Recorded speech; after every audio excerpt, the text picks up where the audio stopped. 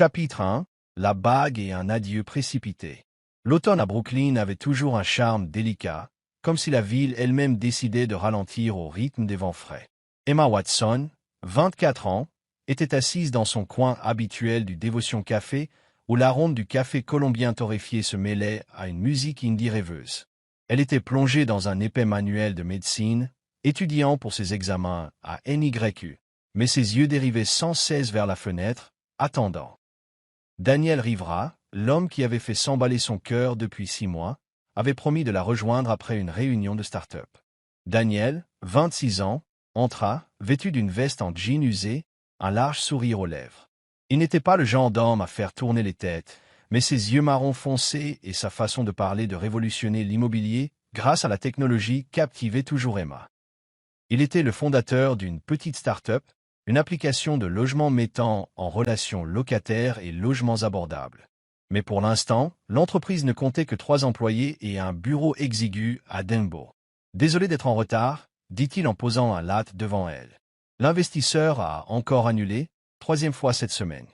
Emma sourit et ferma son livre. « Ce n'est pas grave, j'ai l'habitude de t'attendre. » Ils s'étaient rencontrés par hasard dans ce même café, lorsque Daniel avait accidentellement renversé du café sur son carnet et lui avait maladroitement proposé de lui offrir un verre pour se faire pardonner. Depuis, ils avaient eu des rendez-vous discrets, des promenades à Central Park, des soirées cinéma à regarder de vieux films dans le minuscule appartement de Daniel, où l'odeur de bois ancien et le bruit lointain de la circulation créaient une toile de fond étrangement romantique. En 6 mois, leur amour avait éclos comme les érables pourpres chaque automne. Daniel lui parlait de son grand rêve, qu'un jour, son application aiderait les gens à trouver un logement sans se faire exploiter. Emma partageait son rêve de devenir neurologue, espérant sauver des patients victimes d'AVC, comme la grand-mère qu'elle avait perdue. Ils n'avaient pas beaucoup d'argent, mais ils savaient l'un l'autre, et cela semblait suffire. Un soir de fin octobre, Daniel emmena Emma dans un coin tranquille de Prospect Park. Sous la faible lueur d'un lampadaire, il s'agenouilla, les mains tremblantes, en ouvrant un petit écrin. À l'intérieur se trouvait une bague en argent vintage avec une simple pierre bleue qui scintillait faiblement. « Je l'ai trouvée chez un prêteur sur gage, » dit-il timidement. « Ce n'est pas un diamant, mais je te promets, un jour je t'en offrirai une plus belle. Emma, veux-tu m'épouser ?» Emma porta la main à sa bouche, les larmes aux yeux.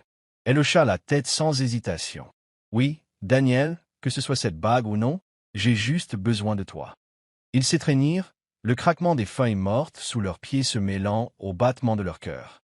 Cependant, ils convinrent de garder le secret. La start-up de Daniel était au bord de la faillite, et Emma avait encore 2 années exigeantes d'études de médecine. « Juste entre nous, » murmura Daniel, jusqu'à ce que tout soit stable. Leur 6e anniversaire de rencontre tomba un samedi soir pluvieux. Daniel prépara un dîner simple dans son appartement, des spaghettis à la sauce tomate et une bouteille de vin bon marché. Ils rirent et dansèrent maladroitement sur du Frank Sinatra diffusé par un vieux haut-parleur. Lorsque la lueur des bougies vacilla sur la table, Daniel attira Emma contre lui et l'embrassa tendrement. « Je t'aime, » dit-il, et pour la première fois, ils franchirent la limite des étreintes et des baisers. Cette nuit-là, dans la petite chambre où les gouttes de pluie tapotaient contre la fenêtre, ils se donnèrent tout, l'amour, l'espoir, et même leur peur cachée. Le lendemain matin, Emma se réveilla en souriant, mais Daniel était déjà en train d'enfiler sa chemise. Son téléphone sonnait sans arrêt. « Ce sont les investisseurs à Boston, » dit-il, tendu. « Ils veulent me voir aujourd'hui. Si je manque ça, l'entreprise pourrait s'effondrer. » Il lui embrassa le front. « Je serai de retour ce soir, Emma. Nous fêterons ça correctement, promis. » Elle hocha la tête, bien qu'un malaise agitât sa poitrine. « Fais attention, » dit-elle en le regardant se précipiter vers la porte. Emma passa toute la journée dans son appartement de Greenwich Village, étudiant et attendant. Elle portait la bague vintage, la regardant scintiller sous la lampe de bureau, imaginant un avenir avec lui. En fin d'après-midi, la sonnette retentit. Elle courut, s'attendant à Daniel, mais c'était Mark, son frère aîné, qui se tenait là. Mark, un ancien marine, venait de rentrer après 2 ans de service à l'étranger. Il portait une veste militaire, le visage buriné, mais son sourire était chaleureux. « Petite sœur » s'exclama-t-il en la serrant fort dans ses bras. Emma fondit en larmes, le serrant contre elle sur le pas de la porte, indifférente aux passants. « Pourquoi ne m'as-tu pas dit que tu venais » demanda-t-elle à travers ses larmes. « Je voulais te faire la surprise » sourit Mark. Pendant qu'il s'étreignait, Daniel, rentré plus tôt de Boston, se gara au coin de la rue. Il tenait un bouquet de chrysanthèmes et un écrin de velours rouge, prêt à s'excuser pour son départ précipité du matin. Mais quand il la vit dans les bras d'un autre homme, son cœur se brisa. L'homme était grand, en tenue militaire, et Emma pleurait dans ses bras. Avant que Daniel ne puisse s'avancer, son téléphone vibra. Un message de Liam, son rival en affaires qui avait autrefois tenté de racheter sa start-up, apparut. Une photo floue d'Emma et Mark s'étreignant, avec la légende. On dirait que son homme est de retour, mon pote. Le sang de Daniel ne fit qu'un tour. Liam s'était toujours moqué de lui, le traitant de rêveur fauché, et avait tenté de le saboter. La photo et ce qu'il voyait lui firent l'effet d'un coup de poignard en plein cœur. Il pensa à la nuit dernière, à la demande en mariage, et se demanda si tout cela n'avait été qu'une illusion. Honteux de sa modeste situation, simple entrepreneur sans le sou, comparé à cet homme grand et sûr de lui, Daniel serra les fleurs dans son poing et se détourna. Il n'eut pas le courage de demander des explications à Emma. Il craignait la réponse. Emma fit entrer Mark, lui parlant de sa vie à NYU et de son rêve de devenir médecin. Elle ne mentionna pas Daniel, voulant garder les fiançailles secrètes, comme promis. La nuit tombée, elle appela Daniel, mais le numéro n'était pas attribué. Elle essaya d'envoyer des SMS, mais les messages ne partirent pas. Inquiète, elle se rendit à son appartement, mais personne ne répondit. À minuit, Emma était assise sur son canapé, la bague à la main, le cœur lourd. « Il est parti après cette nuit » se murmura-t-elle. La douleur se répandit en elle comme la pluie qui tombait dehors, son amour se dissolvant à chaque goutte. Ce qu'elle ne savait pas, c'est que Daniel, dans une chambre d'hôtel bon marché à Boston, avait bloqué son numéro et effacé tout contact pour protéger son cœur brisé. Il se dit qu'il devait oublier Emma, renoncer au rêve d'un foyer commun, mais la bague en diamant qu'il venait d'acheter pour remplacer l'ancienne était toujours dans la poche de son manteau, quelque chose qu'il ne pouvait se résoudre à jeter. Vous regardez Soul Stories, où chaque récit murmure l'amour, la guérison et l'espoir. Si vous croyez que même le plus petit acte de gentillesse peut changer une vie, et que l'amour arrive souvent quand on s'y attend le moins, n'oubliez pas de vous abonner et de faire partie de notre voyage. Restez avec nous. L'histoire ne fait que commencer. Chapitre 2. Le visage à Times Square. C'était un matin de mai radieux à Manhattan, mais Emma Watson ne percevait l'agitation de la ville qu'à travers les klaxons et la cohue des passants. Elle marchait d'un pas vif sur le trottoir de Times Square, un podcast médical dans les écouteurs, sa blouse blanche pliée dans son sac à dos.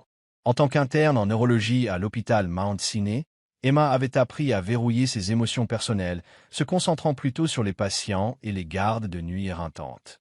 Mais la cicatrice d'il y a 5 ans, lorsque Daniel Rivera avait disparu la nuit où elle lui avait tout donné, lancinait encore faiblement dans son cœur. Elle s'arrêta au coin de la 42e rue, attendant que le feu passe au vert, ses yeux dérivant distraitement vers les panneaux publicitaires lumineux au-dessus.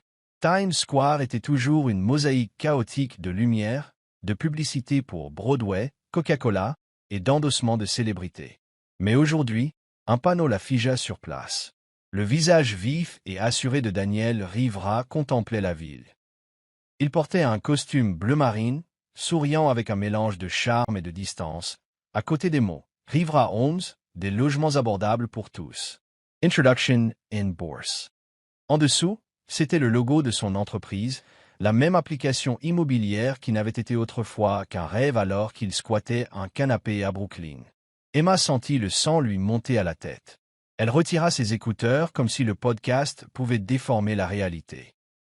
Daniel, l'homme qui avait disparu sans un mot, était maintenant milliardaire. Elle se souvint de ces nuits où il parlait passionnément de son application, ses yeux s'illuminant lorsqu'il évoquait l'idée d'aider les pauvres à trouver un logement. Elle avait cru en ce rêve, cru en lui. Mais ensuite, il avait disparu, la laissant avec une bague vintage et un cœur brisé. Elle resta immobile dans la foule, ne remarquant pas que le feu était passé au vert jusqu'à ce que quelqu'un la bouscule. « Faites attention, madame » grommela un homme. Emma marmonna des excuses et traversa précipitamment la rue, essayant de chasser l'image de Daniel de son esprit. À Mount Sinai, Emma se jeta dans le travail pour se défaire du choc. Les urgences neurologiques étaient toujours trépidantes, remplies de patients victimes d'AVC nécessitant un traitement rapide. Elle examinait les dossiers, consultait ses collègues et encadrait les internes avec la précision de quelqu'un façonné par des milliers de gardes de nuit. Mais dans les moments de calme, lorsqu'elle tapait des rapports dans la salle du personnel, les souvenirs de Daniel refaisaient surface. Elle se demandait où il avait été toutes ces années et pourquoi il n'avait jamais cherché à la contacter. Elle l'avait autrefois cherché sur les réseaux sociaux, mais il avait effacé toute trace. Maintenant, il était partout, sur le plus grand panneau publicitaire de la ville. À la fin de sa garde du matin, le chef de service, le docteur Nguyen, appela Emma dans son bureau. « Docteur Watson, vous allez prendre en charge une nouvelle patiente, » dit-il en lui tendant un dossier. Madame Elena Rivera, 62 ans, AVC léger, transférée d'un hôpital local. Nous avons la meilleure unité spécialisée en AVC de la région. Elle est stable, mais nécessite une surveillance étroite. Emma hocha la tête et ouvrit le dossier. Le nom Rivera la fit marquer une pause, mais elle se dit que ce n'était qu'une coïncidence. Rivera était un nom de famille courant, et New York en était rempli. Elle entra dans la chambre 412 avec un sourire professionnel. Madame Elena Rivera était allongée dans son lit, ses cheveux argentés soigneusement attachés en arrière, ses yeux marron chaud fatigués mais bienveillants. « Bonjour, Madame Rivera. Je suis le docteur Watson. » Salua Emma en vérifiant les moniteurs. « Nous allons effectuer quelques tests pour nous assurer que tout va bien. » Elena sourit faiblement. « Merci, docteur. Vous avez des yeux si gentils. » Emma rougit, peu habituée aux compliments des patients. Elle interrogea Elena sur ses symptômes, prit des notes avec diligence et expliqua le plan de traitement. La conversation se déroula sans accroc, mais quand Elena mentionna son fils, « Il devrait me rendre visite cet après-midi. Il est occupé, mais trouve toujours du temps pour sa mère. » Le cœur d'Emma s'accéléra. « Comment s'appelle votre fils ?» demanda-t-elle, essayant de garder un ton neutre. Elena sourit fièrement. « Daniel Rivera. Il fait quelque chose dans l'immobilier que je ne comprends pas vraiment, mais il est célèbre maintenant. » Emma sentit le sol vaciller sous ses pieds. Elle serra fermement son presse-papier, ordonnant à ses mains de ne pas trembler. « Je vois. Je comprends. » répondit-elle, la voix légèrement rauque. Elle s'excusa, disant qu'elle devait vérifier les résultats des tests, mais en réalité, elle avait juste besoin de respirer. Dehors, dans le couloir, elle s'appuya contre le mur, l'esprit en ébullition. Non seulement Daniel était apparu sur un panneau publicitaire, mais sa mère était maintenant sa patiente. À quel jeu tordu jouait le destin? Emma passa le reste de sa garde à contenir ses émotions. Elle se rappela de rester professionnelle. Daniel l'avait quittée il y a 5 ans, et quelle qu'en soit la raison, elle n'était plus cette fille naïve. Elle était médecin, et son devoir était de soigner Elena Rivera, peu importe qui était son fils. Mais chaque fois qu'elle allait voir Elena, de vieux souvenirs remontaient. Pique-nique à Central Park, leur premier baiser sous la pluie, la nuit de leur anniversaire où elle pensait qu'ils seraient ensemble pour toujours. Elle toucha la bague vintage, maintenant rangée dans sa boîte à bijoux chez elle, et se demanda si Daniel pensait parfois à elle. Pendant sa pause déjeuner, Emma s'assit à la cafétéria de l'hôpital avec le docteur Priya Sharma, sa meilleure amie et collègue interne. Priya, avec ses cheveux noirs lisses et son esprit vif, remarqua immédiatement l'air distrait d'Emma. « Ça va? On dirait que tu as vu un fantôme », demanda Priya en sirotant son café. Emma hésita, puis lui parla du panneau publicitaire. Elle ne mentionna pas Elena. Elle n'était pas encore prête à partager cette partie. « C'est juste que je ne m'attendais pas à ce qu'il réussisse autant, » dit Emma, la voix teintée d'amertume. Priya haussa un sourcil. « On dirait que tu n'as pas vraiment tourné la page avec ce type. Tu comptes le revoir ?» Emma secoua la tête. « Non, je ne veux pas rouvrir de vieilles blessures. » En fin d'après-midi, Emma retourna dans la chambre d'Elena pour une dernière vérification avant la fin de sa garde. Elena regardait une émission de cuisine à la télé, gloussant lorsque l'animateur renversait de la farine partout. « Docteur Watson, vous cuisinez ?» demanda Elena. Emma sourit. « Je ne suis douée que pour faire des nouilles instantanées, madame. » Elles discutèrent quelques minutes, et Emma se sentit réconfortée par la chaleur d'Elena. Mais alors qu'elle s'apprêtait à partir, Elena dit « Daniel est en route. Vous allez le rencontrer. Je parie que vous l'aimerez. » Emma se figea, hochant la tête avec raideur avant de sortir rapidement. De retour dans le salon des médecins, Emma s'assit, la tête entre les mains. Elle ne savait pas comment elle affronterait Daniel. Que dirait-il? La reconnaîtrait-il seulement, ou l'avait-il complètement oublié, tout comme il l'avait effacé de sa vie 5 ans auparavant? Elle vérifia l'heure. 18 heures. Sa garde était techniquement terminée, mais elle resta, examinant à nouveau le dossier d'Elena, juste pour retarder l'inévitable. Ce qu'elle ne savait pas, c'est que, dehors dans le couloir, Daniel Rivera entrait déjà à l'hôpital, une valise roulant derrière lui, le visage las mais rempli de résolution alors qu'il venait voir sa mère. Chapitre 3. Yeux familiers, mots froids. Le soleil de l'après-midi filtrait doucement à travers les grandes fenêtres de l'hôpital Mount Sinai, projetant une lueur chaude sur l'aile de neurologie. Le couloir bourdonnait de bruits de pas, de bips de machines et des voix calmes et mesurées des médecins discutant des cas des patients. Emma Watson se tenait devant la chambre 412, prenant une profonde inspiration pour se calmer. Elle savait depuis la veille que Daniel Rivera, l'homme qui avait autrefois tout signifié pour elle puis avait disparu sans un mot, rendrait visite à sa mère, Elena Rivera. En tant qu'interne en neurologie, Emma ne pouvait laisser ses sentiments personnels interférer avec son travail. Mais son cœur battait toujours de manière erratique à l'idée de lui faire face. Elena était allongée dans son lit, lisant un roman de poche, ses lunettes glissant sur son nez. Elle leva les yeux et rayonna quand Emma entra. « Dr. Watson, je parlais justement de vous à l'infirmière. Vous me faites sentir comme à la maison. » Emma sourit, vérifiant les constantes vitales sur l'écran. « Vous êtes trop gentille, Madame Rivera. Comment vous sentez-vous aujourd'hui » demanda-t-elle, son ton professionnel mais chaleureux. Elena parla de la façon dont son mal de tête s'était atténué, et Emma prit des notes expliquant que la prochaine IRM aiderait à évaluer la récupération de son AVC. Alors qu'Emma vérifiait le moniteur cardiaque, la porte grinça et s'ouvrit. Daniel Rivera entra, tirant une petite valise derrière lui, son costume gris froissé par le vol depuis San Francisco. Il paraissait plus grand qu'Emma ne s'en souvenait, plus large d'épaules, mais ses yeux marron foncé étaient incomparables.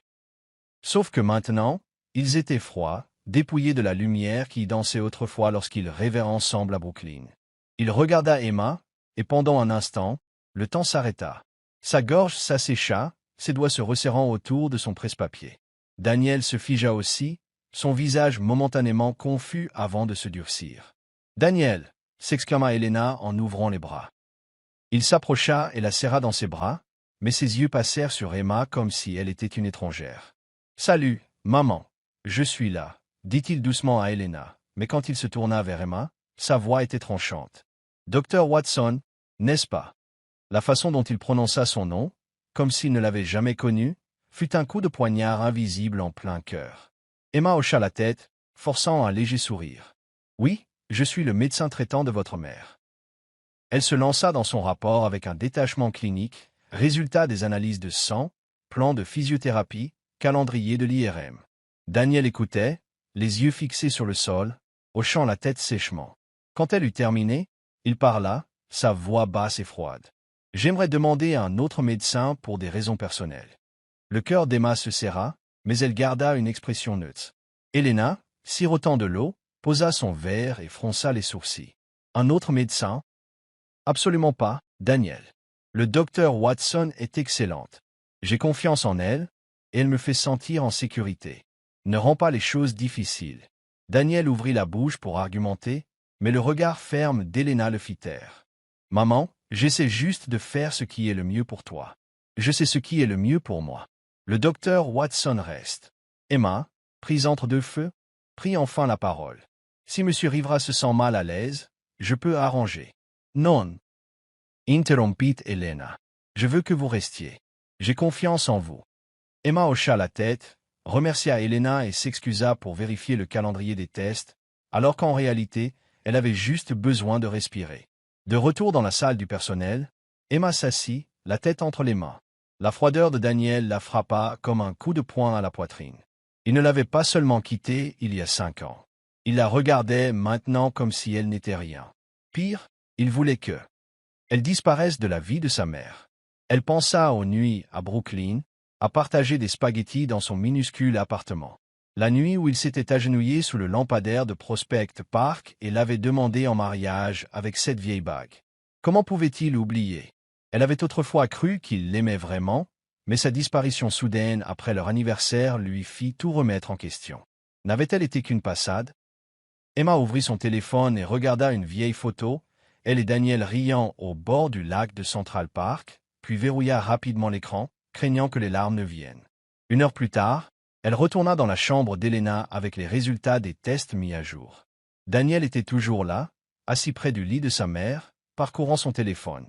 Il leva les yeux quand elle entra, et cette fois, son regard s'attarda un instant, comme s'il cherchait quelque chose en elle. Emma garda un ton clinique. Ses constantes sont stables, mais nous continuerons à la surveiller pendant quelques jours de plus. Elena hocha la tête, puis regarda Daniel. Tu vois, le docteur Watson sait ce qu'elle fait. Alors qu'Emma ajustait la perfusion, Elena commença à se remémorer. Daniel, tu dois te détendre un peu. Tu as trop travaillé depuis. Eh bien, depuis que tu as été blessé il y a quelques années. Elle marqua une pause, choisissant ses mots avec soin. Cette fille, tu ne m'as jamais beaucoup raconté, mais je sais que ça t'a changé. Tu as cessé de faire confiance aux gens. Emma se figea, sa main toujours sur le dossier. Cette fille, était-ce elle ou quelqu'un après elle?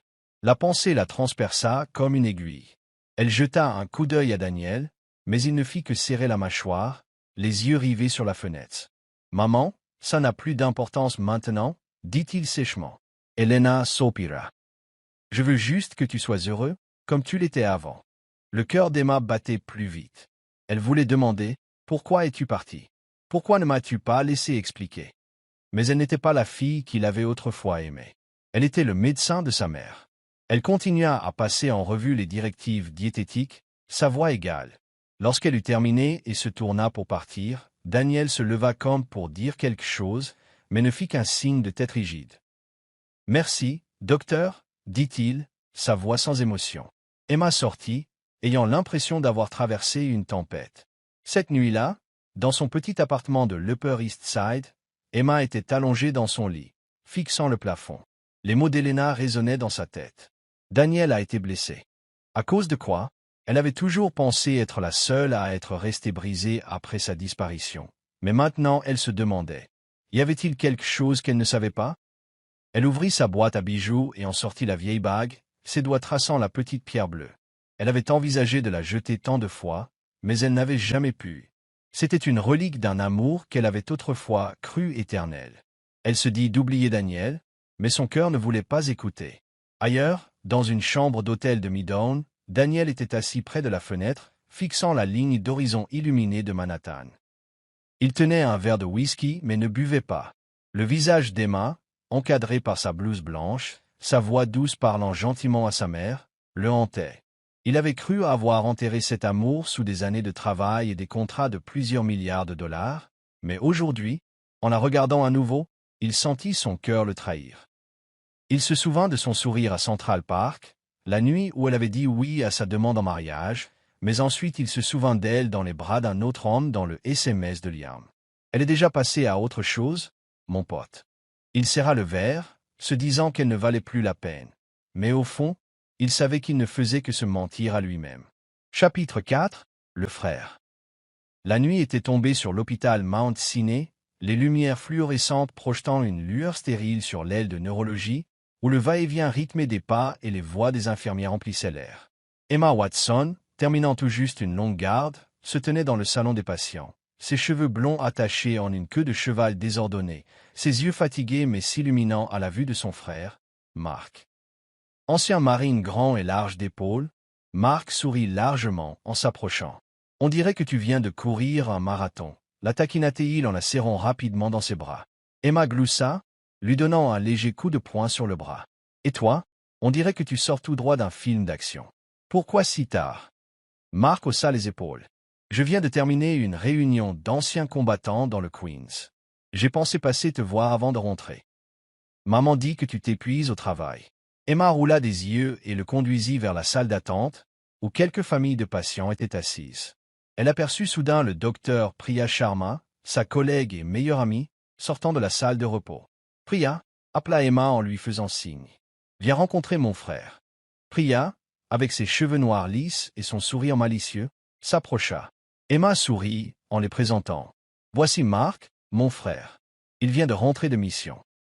Il adore me faire des surprises à l'improviste. Mark Tennant la Main, souriant. Ravi de vous rencontrer. Emma parle tout le temps de vous. Que du bien, ne vous inquiétez pas. Priorit. Alors, elle n'a pas mentionné la fois où je lui ai volé ses biscuits à la cafétéria, hein? Ils éclatèrent tous de rire, leur voix résonnant doucement dans le salon silencieux. Emma se sentit plus légère, comme si la présence de Mark était un baume après le poids émotionnel d'avoir à nouveau affronté Daniel Rivera. Elle n'avait pas oublié la froideur dans ses yeux plus tôt ce jour-là, lorsqu'il avait demandé à ce qu'elle soit retirée comme médecin de sa mère. La douleur d'il y a 5 ans, lorsque Daniel avait disparu après leur nuit d'anniversaire, refit surface, lui faisant se demander s'il l'avait jamais vraiment aimée. À cet instant précis, Daniel Rivera entra à l'hôpital, un pardessus anthracite drapé sur son costume froissé, le visage las après une longue journée de réunion d'investisseurs à Manhattan. Il venait tardivement rendre visite à sa mère, portant une boîte de ses biscuits au marron préféré. En passant devant la salle d'attente, il se figea net. À 10 pieds de là se tenait Emma, riant avec un homme grand. L'homme, cheveux bruns courts, carrure solide, veste kaki, était le même que Daniel avait vu étreindre Emma devant son appartement 5 ans plus tôt. Cette image, ainsi que le message accablant de Liam, « Elle a quelqu'un d'autre, mon pote », l'avait hanté comme une cicatrice non refermée. La prise de Daniel se resserra autour de la boîte, une vague de douleur et de regret le submergeant. Il regarda Emma, magnifique dans son cardigan sarcelle, souriant de cette façon qu'il avait autrefois cru réservée à lui seul.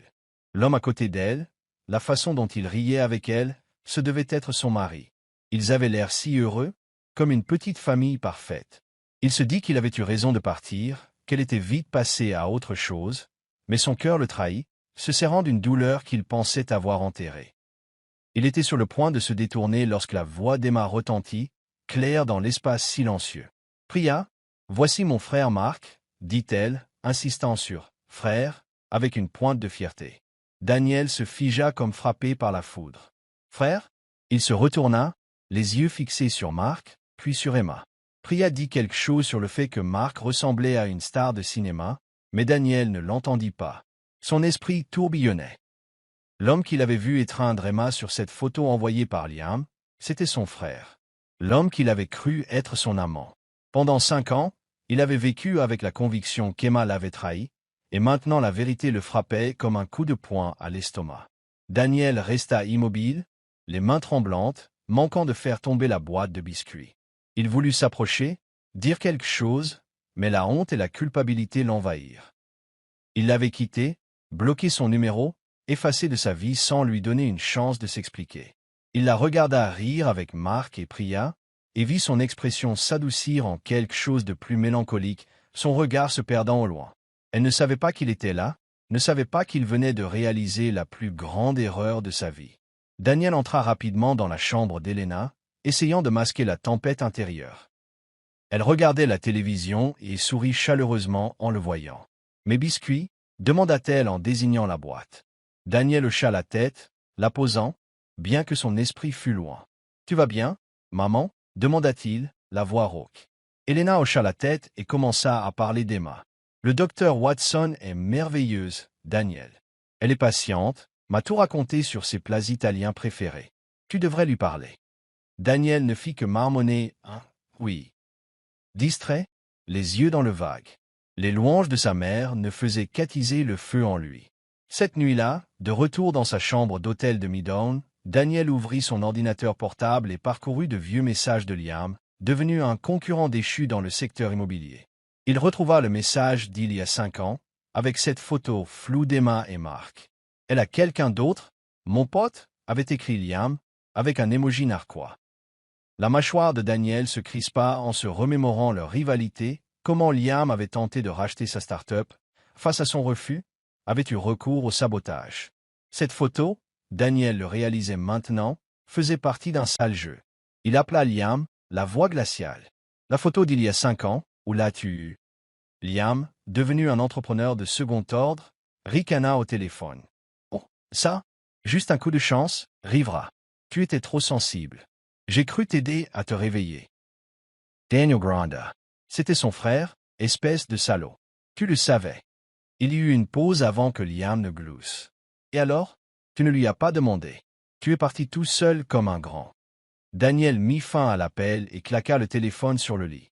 Liam avait dit une chose juste. Daniel n'avait jamais demandé. Il avait choisi de croire le pire, poussé par l'insécurité et l'orgueil.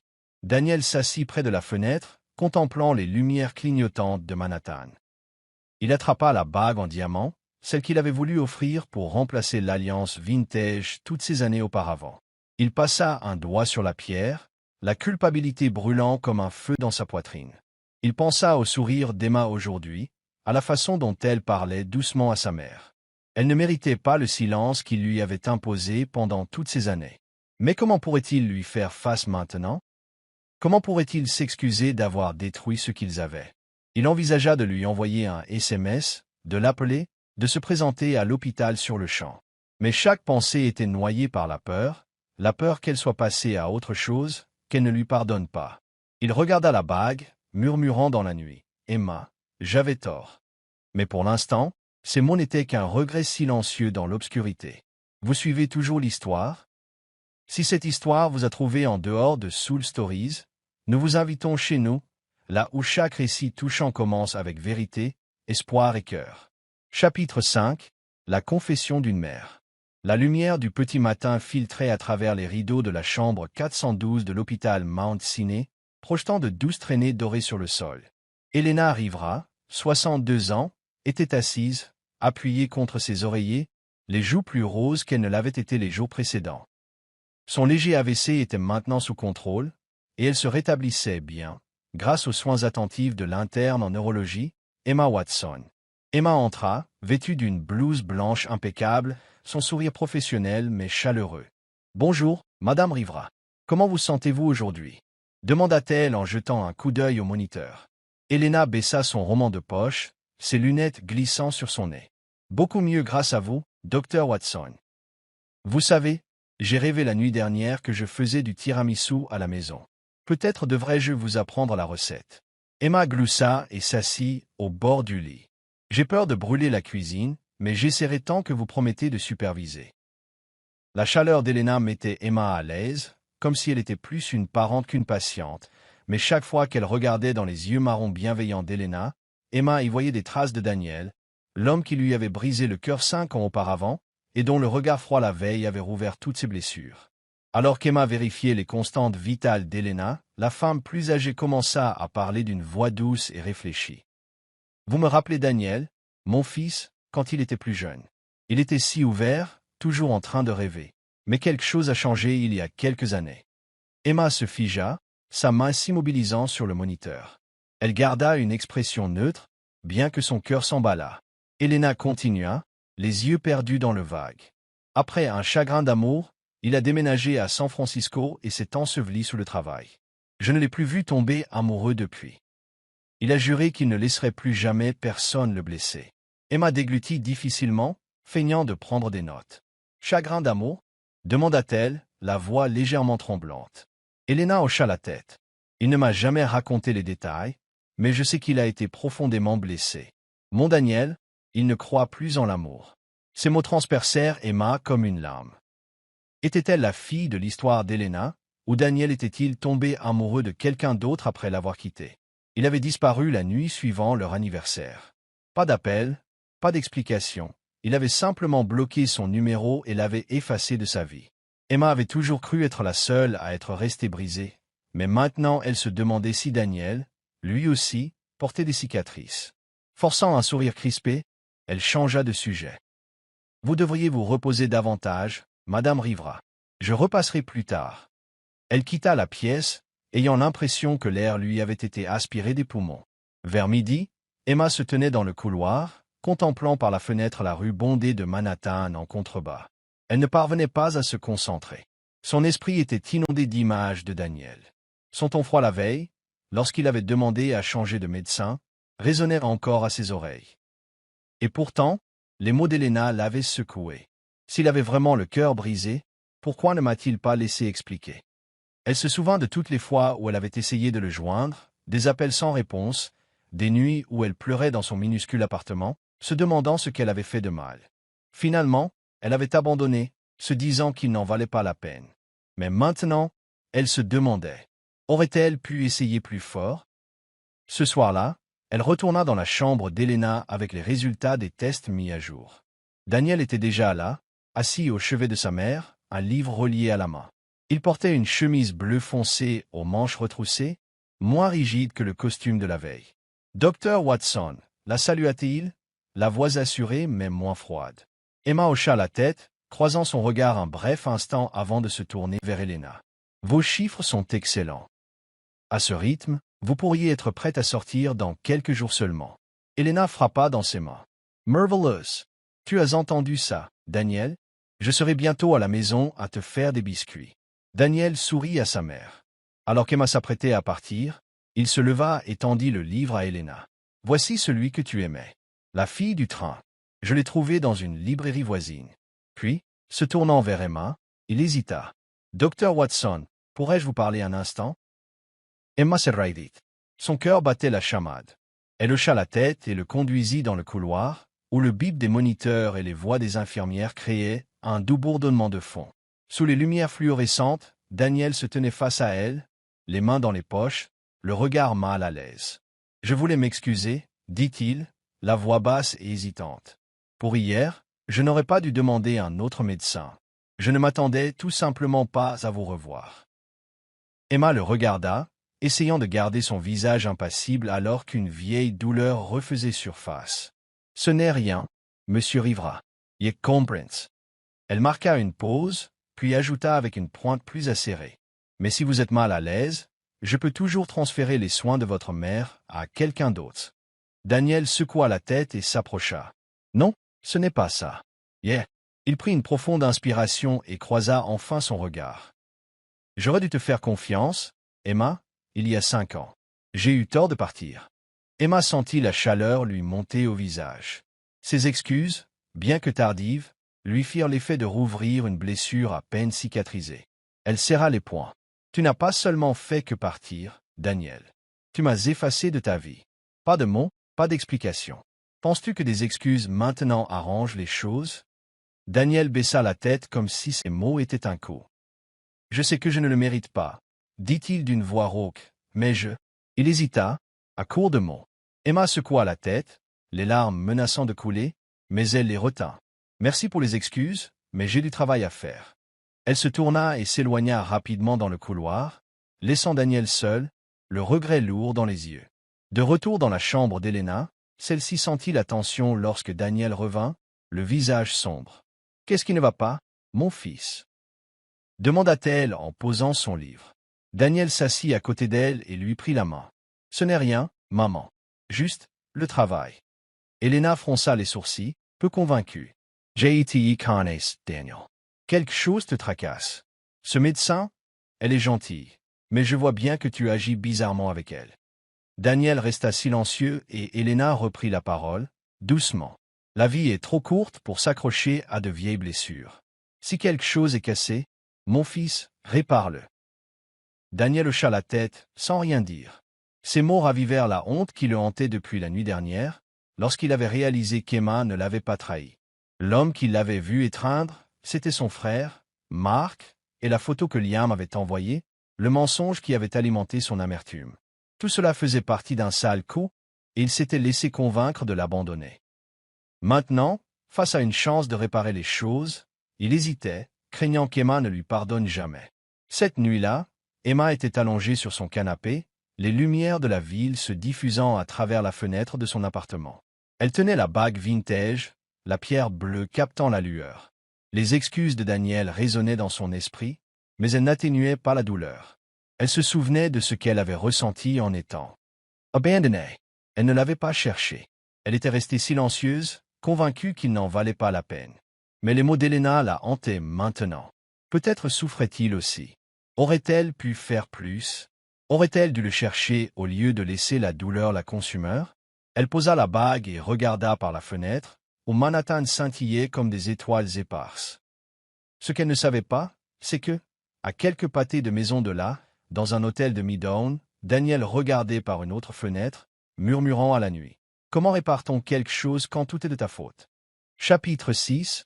une silhouette sous les lumières du couloir. Le soir à l'hôpital Mount Sinai baignait l'aile de neurologie d'une douce lueur fluorescente, projetant de légers reflets sur les sols carrelés et polis. Daniel Rivera, 29 ans, parcourait le couloir, un sac en papier contenant du café d'un café près de son hôtel de Midtown à la main. Il était venu rendre visite à sa mère, mais ses pensées étaient encore embrouillées par sa conversation avec Emma Watson la veille. Ses excuses hésitantes et sa réponse cinglante, « Tu m'as effacé de ta vie », résonnaient encore comme un rappel incessant de l'erreur qu'il avait commise 5 ans plus tôt. Il savait maintenant qu'il avait eu tort, qu'il avait cru à un mensonge. La photo de Liam la montrant enlaçant son frère, Mark, et avait supposé une trahison là où il n'y en avait aucune. Mais comment pouvait-il arranger quoi que ce soit quand elle le regardait avec ses yeux remplis de douleur? En tournant dans le couloir menant à la chambre d'Elena, Daniel se figea. Sous les faibles lumières du plafond, Emma se tenait juste à l'extérieur de la salle de repos des médecins, parlant avec un homme. Il paraissait avoir la trentaine, des cheveux noirs soigneusement coiffés, vêtu d'une blouse blanche, dégageant une aisance confiante. Daniel le reconnut. Le docteur Ryan Carter, un neurochirurgien qu'il avait vu à la réunion de service la veille, lorsqu'Elena était évaluée. Ryan disait quelque chose, sa main reposant nonchalamment sur l'épaule d'Emma. Elle rit, juste un rire doux, mais assez vif pour le piquer. Ryan se pencha plus près, sa voix basse et douce, et Emma hocha la tête, ses yeux pétillants comme si elle était happée par ses paroles. Daniel sentit une chaleur lui monter au visage. Il serra le sac de café, le papier se froissant bruyamment dans sa main. Ryan flirtait clairement avec Emma, la façon dont il la touchait, la façon dont il souriait. C'était trop facile, trop familier. Daniel resta cloué sur place, sa poitrine se serrant d'un vieux sentiment familier, la jalousie mêlée de peur. Il se souvint d'il y a 5 ans, quand il l'avait vu dans les bras de Mark et avait supposé le pire. Cette fois, il savait que Mark était son frère, mais Ryan ne l'était pas.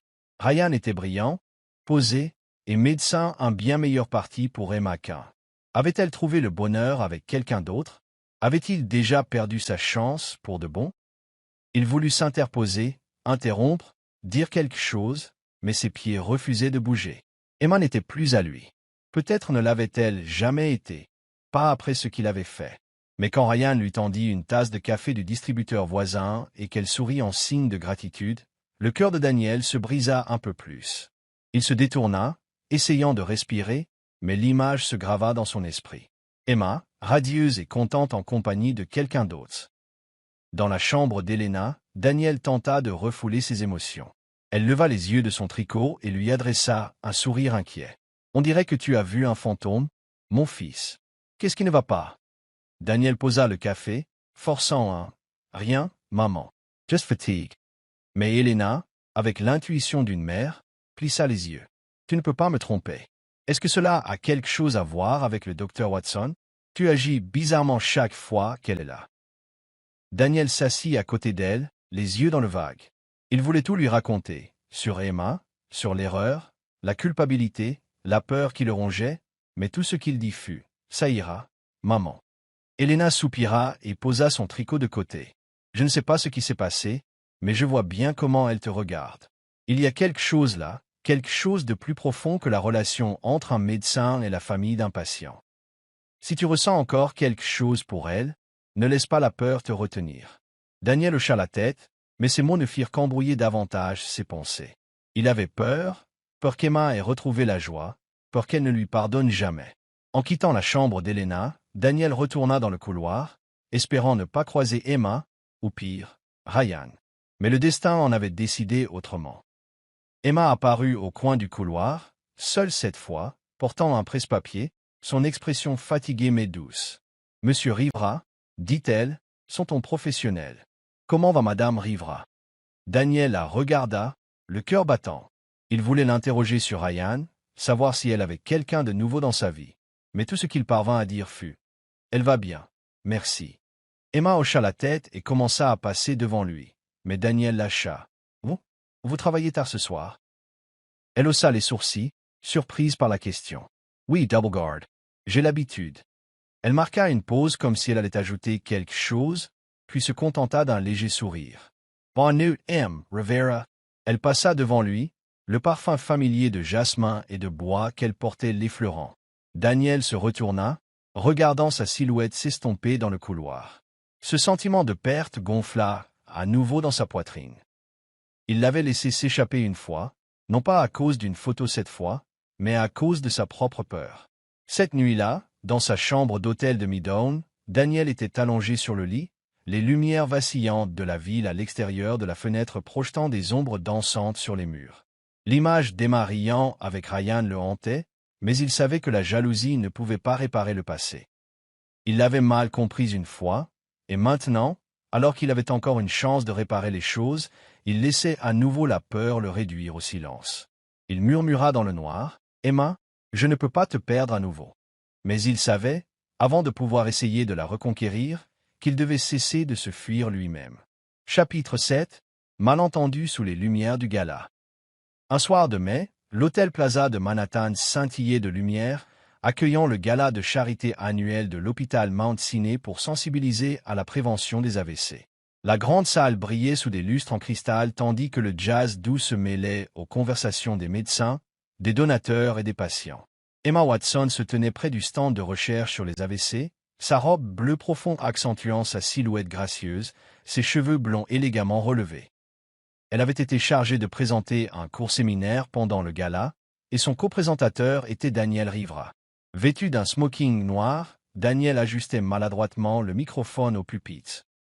Invité en tant que PDG fraîchement couronné de succès de Rivera Homes, une entreprise de technologie immobilière récemment introduite en bourse, et en tant que fils d'Elena Rivera, actuellement patiente victime d'un AVC, Daniel avait été sollicité pour partager une histoire personnelle afin d'encourager les dons au centre de traitement des AVC de l'hôpital. Quand ma mère a eu un AVC. Commença-t-il, la voix légèrement tremblante, j'ai réalisé que la recherche médicale ne se résume pas à des chiffres, c'est une question d'espoir pour les gens que nous aimons. Un papier lui glissa des mains, provoquant de légers rires dans l'assistance. Emma, debout à côté de lui, murmura, « Fais comme si tu parlais à ta mère. » Daniel sourit, se reprit, et termina par un appel sincère. « Aidons à donner à plus de gens comme ma mère une autre chance. » Les applaudissements remplirent la salle, et alors qu'il descendait de la scène, Emma taquina. « Pas mal, aime le PDG, essayez juste de ne pas laisser tomber votre discours la prochaine fois. » Daniel rit, ses yeux brillants comme autrefois à Brooklyn, « Seulement quand vous êtes là, à me rendre nerveux. » Pendant un bref instant, le mur entre eux se fissura, laissant entrer la chaleur de ce qui avait été. Mais cette chaleur ne dura pas. Pendant l'entracte, Emma se tenait près du bord de la salle de bal, un verre de vin blanc à la main, observant Daniel de l'autre côté de la pièce, près de l'espace des donateurs. Il parlait avec une femme élégante, Claire Thompson, la trentaine, dans une superbe robe rouge. Claire, directrice de la fondation Thompson, riait vivement, touchant légèrement le bras de Daniel alors qu'il disait quelque chose d'amusant. Il se tenait proche, trop proche, et Daniel souriait d'une manière qu'Emma se souvenait comme étant réservée à elle seule. Sa poitrine se serra, la jalousie flambant avec une pointe aiguë de doute. Pas plus tard que la veille, il s'était excusé d'avoir disparu 5 ans auparavant, et maintenant il flirtait avec quelqu'un d'autre juste devant elle. Ses excuses n'étaient-elles que des mots vides? Emma serra son verre, l'amertume de la trahison remontant à nouveau.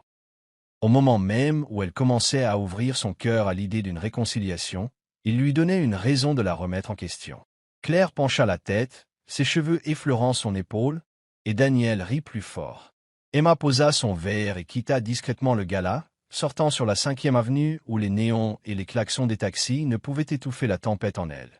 Le lendemain matin, à la cafétéria de l'hôpital, Emma était assise en face de Priya Sharma.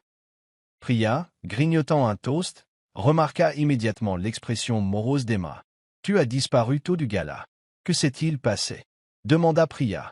Emma soupira et raconta la scène avec Daniel et Claire. « Je crois qu'il flirtait avec elle, Priya. Peut-être que j'ai été stupide de croire qu'il voulait arranger les choses. » Priya éclata de rire. Claire Thompson, la directrice de la fondation Thompson, elle est mariée, Emma. 2 enfants. Elle et Daniel discutaient simplement d'un don au centre AVC. Je les ai entendus. Elle s'engage à verser une contribution énorme. Emma cligna des yeux, la chaleur lui montant au visage. J'ai mal compris. Priya posa une main sur son épaule. Tu étais jalouse parce que tu l'aimes toujours, Emma, mais tu dois affronter ses sentiments, pas les fuir. Emma hocha lentement la tête, mais son cœur restait embrouillé. Cet après-midi-là, Emma reçut un SMS de Daniel. As-tu le temps pour un café? J'ai besoin de te parler. Elle hésita, le souvenir de son sourire avec Claire encore frais. Mais la sincérité de son message toucha son cœur. Elle accepta. Ils se rencontrèrent dans un petit café sur Madison Avenue, près de l'hôpital, où l'odeur des grains torréfiés se mêlait à une douce musique acoustique.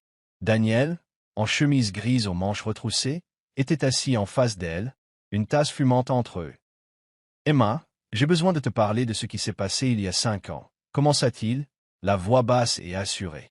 Il expliqua tout, Liam, son rival qui avait envoyé la photo d'elle en sans marque, et comment ses propres insécurités en tant que fondateur de start-up fauché l'avaient amené à croire qu'elle était passée à autre chose.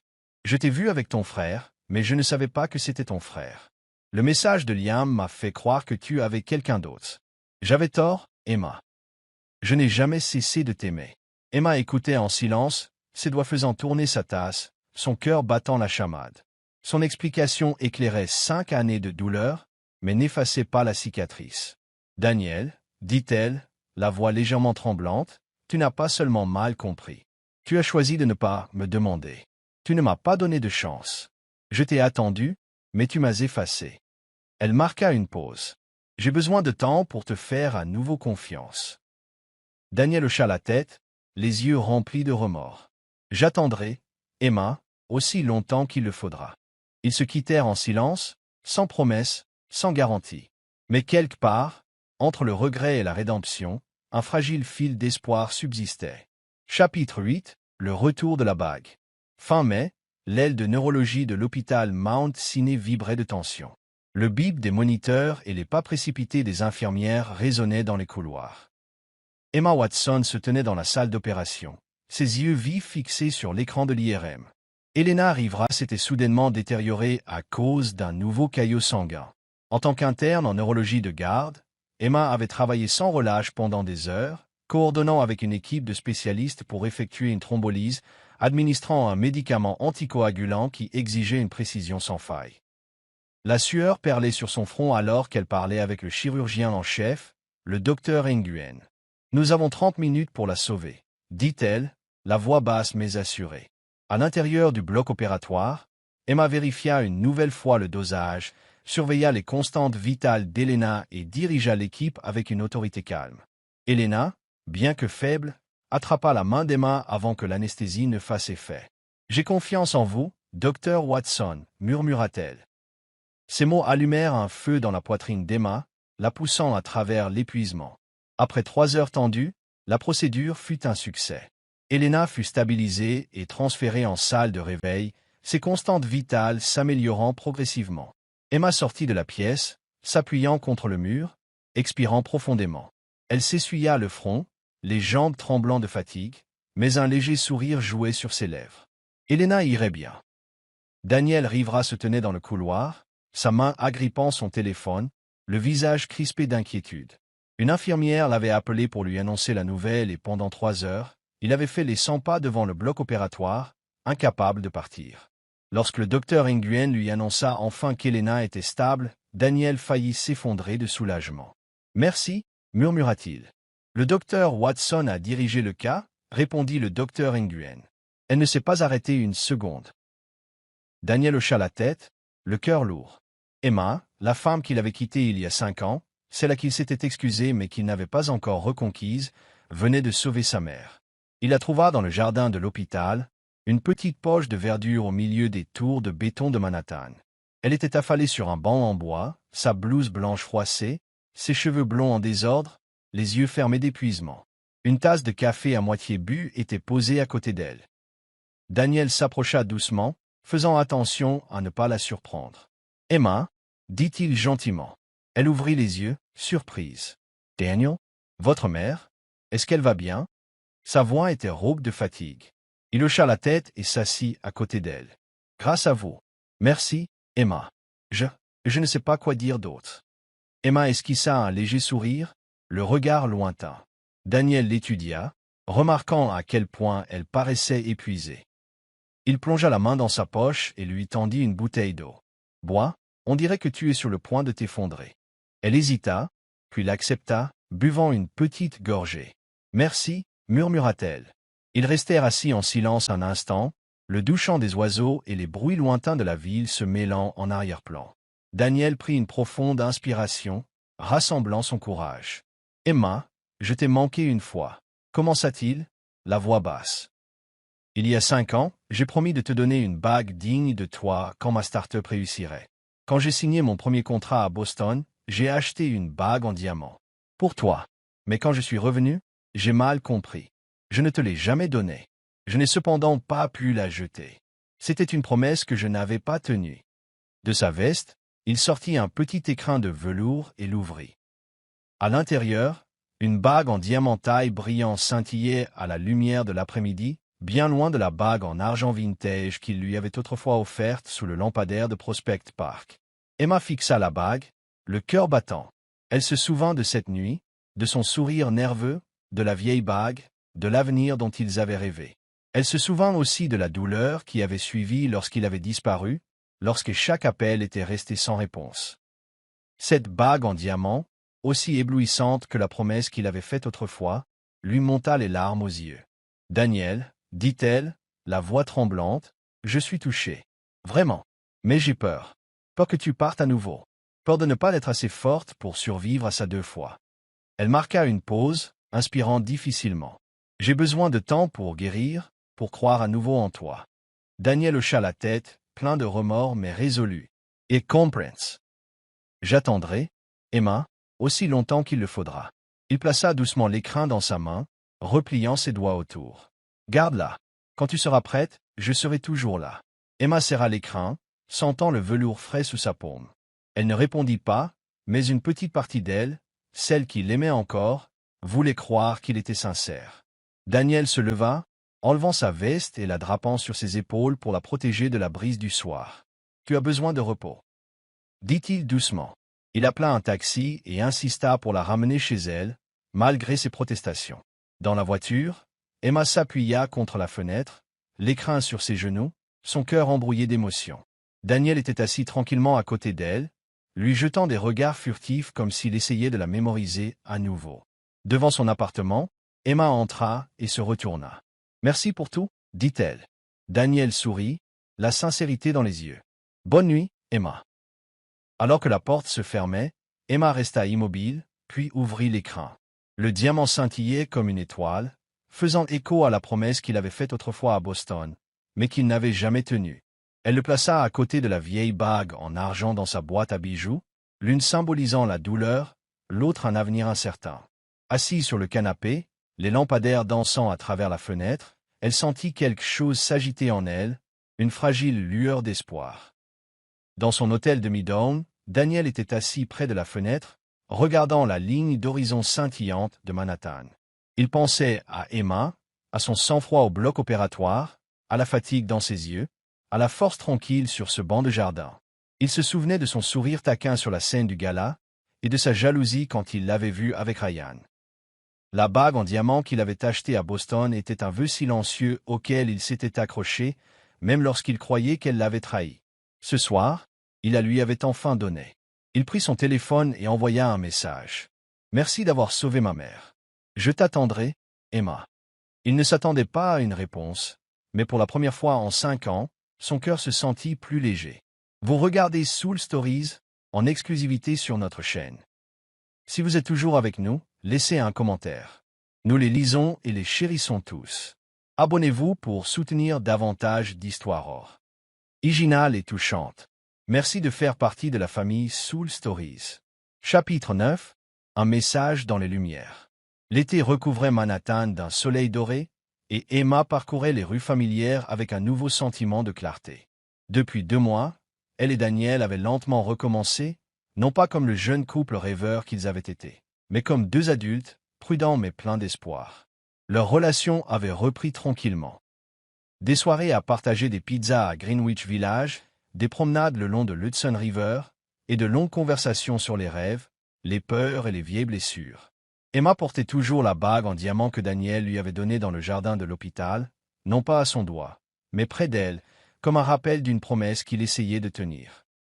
Daniel, avec une patience qu'elle ne lui aurait jamais imaginée, respectait ses limites et reconstruisait la confiance pas à pas. À chaque rencontre, Emma sentait son cœur s'ouvrir davantage, bien que la peur d'être abandonnée persistât. Daniel, maintenant PDG de Rivera Homes, restait occupé par des contrats de plusieurs millions de dollars, mais trouvait toujours du temps pour elle. Un bouquet de marguerites surprises, un SMS lui demandant si elle avait déjeuné, une soirée tranquille à regarder des films classiques dans son appartement. Il lui raconta ses journées à San Francisco, comment il s'était noyé dans le travail pour oublier la douleur de ce qu'il pensait être une trahison. Emma partagea les nuits où elle avait pleuré, remettant en question sa valeur lorsqu'il avait disparu.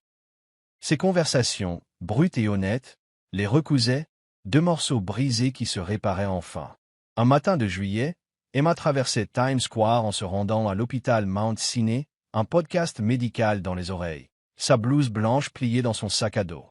Elle s'arrêta au coin de la 42e rue, attendant que le feu passe au vert, ses yeux dérivant vers les immenses panneaux publicitaires numériques.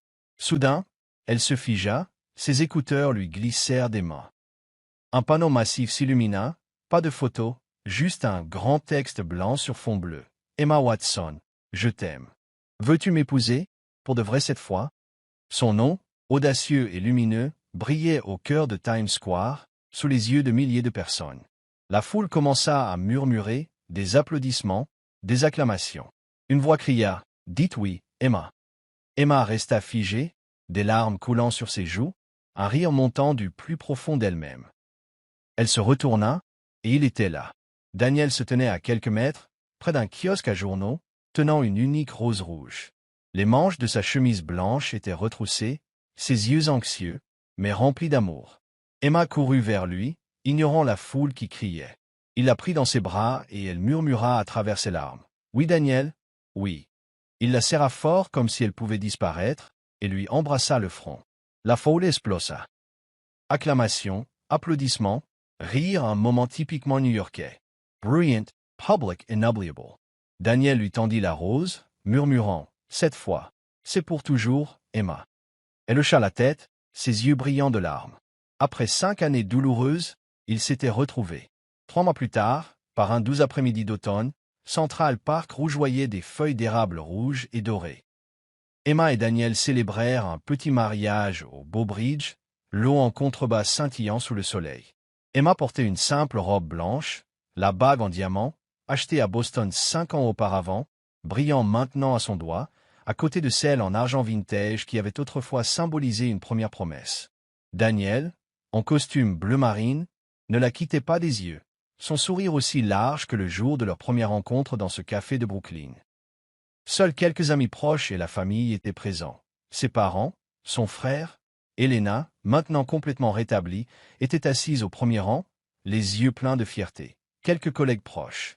Priya Sharma se tenait à côté de la mariée, la taquinant. « Si le gâteau n'est pas bon, je vole tout. » Lorsqu'Emma et Daniel échangèrent leurs vœux, leurs voix tremblaient, mais leurs mots résonnaient clairement. « Je pensais que l'amour était un rêve fragile. » dit Emma, regardant Daniel dans les yeux, « mais tu m'as montré qu'il peut être réparé, si nous sommes assez courageux. » Daniel répondit, « Je promets de passer le reste de ma vie à te rendre heureuse, Emma. » Après la cérémonie, ils dansèrent sous des lanternes suspendues entre les arbres, le son des violons emplissant l'air vif.